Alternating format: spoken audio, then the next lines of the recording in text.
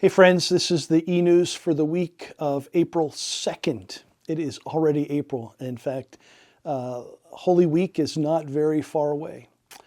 Anyway, this week on Wednesday, we continue to have our Lenten Wednesdays. We'll have our potluck dinner at 5:30, but instead of my teaching a Bible study, we have a guest to be with us tonight, Dr. Freddie Albaydi, who is the founder and director of the Salam Medical Center, one of our mission partnerships. For years, we've been in partnership with Dr. Freddie. It is an internationally known peacemaking hospital. He's a Christian. His father's a Presbyterian pastor, and this small church in Egypt founded this hospital as a mission to the community. And Christians are a minority, a very small minority in Egypt. It is predominantly a Muslim country. So the fact that this private hospital serves not just Christians, but anybody who has need, and also employs Muslims on their hospital staff, is a paradigm for peacemaking for so many people around the world. Dr. Freddie is not only a medical doctor, but he's also now an elected member of their parliament. So he's been here before, but he'll be with us Wednesday night. He'll be speaking at 6:30 in Fellowship Hall. If you can't come but would like to see him or listen to him, it will be on live streaming. So that's what's going to happen tonight here at Elfin Wild Church. Also wanted to let you know that this Sunday, April 6th, will be communion, since it's the first Sunday of the month. So just prepare yourself to come to the table, whether you're here or at home. Last announcement, I guess, is the online directory. Joanne Pearson is coordinating our newest effort to keep people in touch and be able to reach out to one another by having contact information. And we're doing it now in an online way. So if you have any questions, please reach out to Joanne. We'll put her information on this eNews. It is simple to sign up and to be a part of it. It's easiest if you have an email, but even if you don't have an email, people can still be in a directory, and we can make some printed directories for people who aren't so technologically oriented. I will have a printed directory. That works best for me. You can have one also if you so choose, but we need you to participate in this effort, so please do that. I should say, probably for Nicole, Vacation Bible School is almost filled, so if you want your children or your neighbors or your grandchildren to go, you might want to get on and register for Vacation Bible School. Also, on May 10th, which is a Saturday, the day before Mother's Day, that is Faith Night at PNC Park, and we have reserved 100 tickets for Elfin Wild Church. That's what we had last year. If you're interested in joining us at the Pirate game that evening or afternoon, please call the church office. I know they'll be glad to sign you up for that. I've been sort of reading ahead in my own personal devotion life into Holy Week, and I really enjoy, if I can say it that way, reading about Maundy Thursday and the way Jesus interacts with his disciples on that night.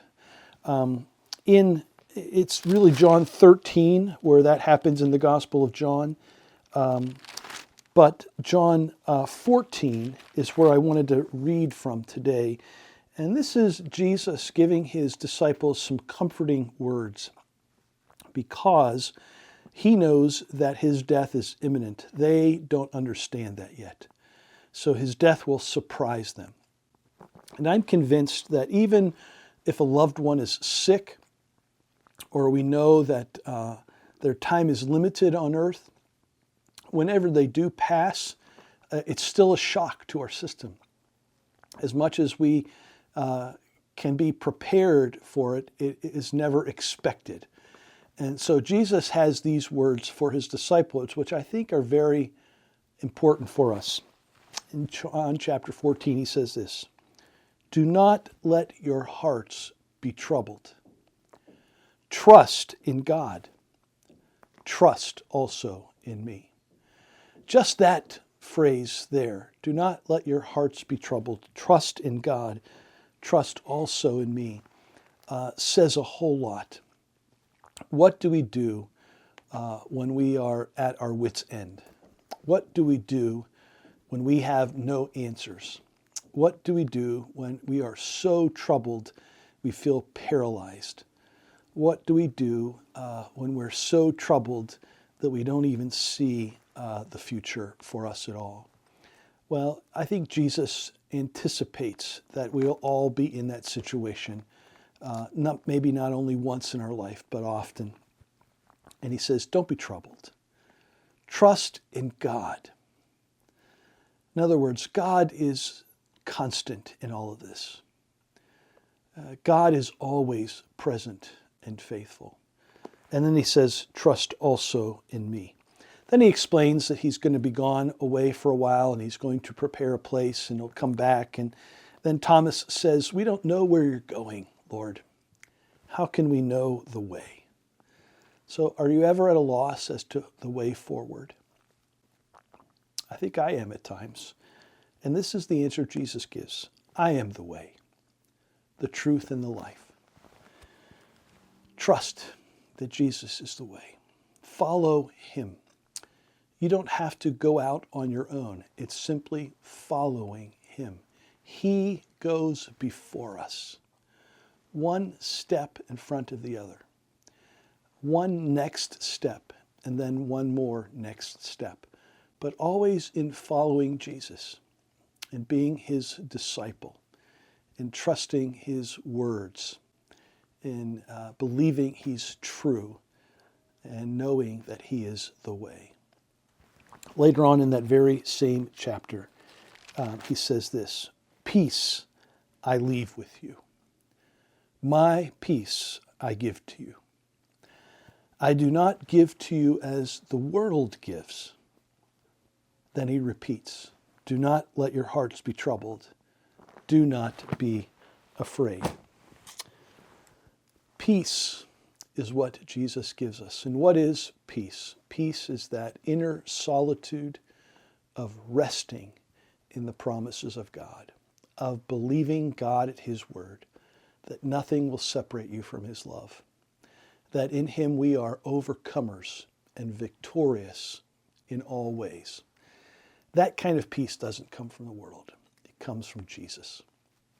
So I want to invite you, if there are troubles that you know or troubles that someone else has, always point them to the one who can provide that peace. That's not having an answer.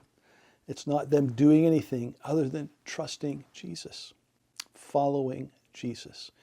In this season of Lent and as we're approaching Holy Week, I just want to lift that up for us. It's not so much about us. It's about who Jesus is and how we follow him. So I hope that you will be that follower in these next few weeks as we head toward the cross and then the empty tomb. Beloved, we love you and care about you. If we can do anything, please reach out and let us know. Take care. God bless. Have a great day.